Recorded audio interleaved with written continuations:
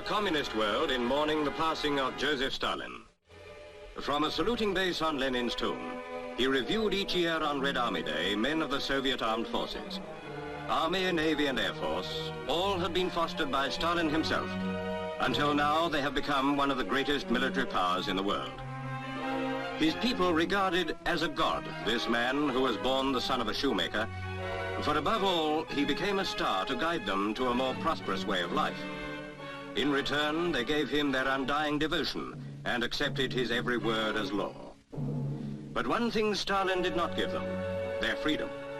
And that, to countries outside the Iron Curtain, means all. Over the years, Soviet propaganda built up a picture of Stalin as a kindly man who loved his people. Yet, when Lenin died, it was he who destroyed those same people, it is believed nearly 7 million of them, to make his position secure as Russia's dictator.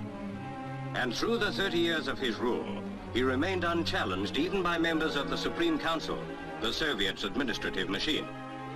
Of this body, Stalin was the chairman and held the reins so tightly that no decision could be taken without his approval. Thus, none could contest the power he held over 200 million Russian people.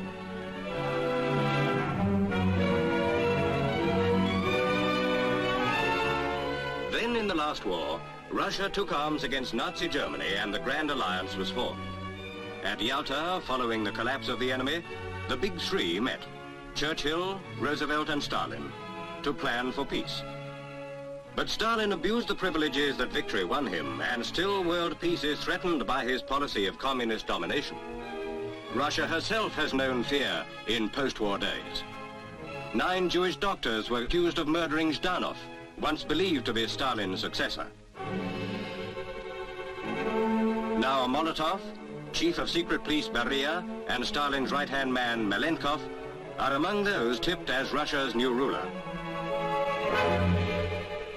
Malenkov, reports indicate, seems the most likely to follow in the steps of his master, probably by methods similar to those adopted by Stalin himself, who had all his rivals liquidated to establish his initial power. Anxiously, the world waits for the name of the new Soviet dictator. Whoever shall occupy the Kremlin follows a man of genius. Yet he was not wholly a great man, for he lacked humanity and the will for peace, the essentials for everlasting greatness.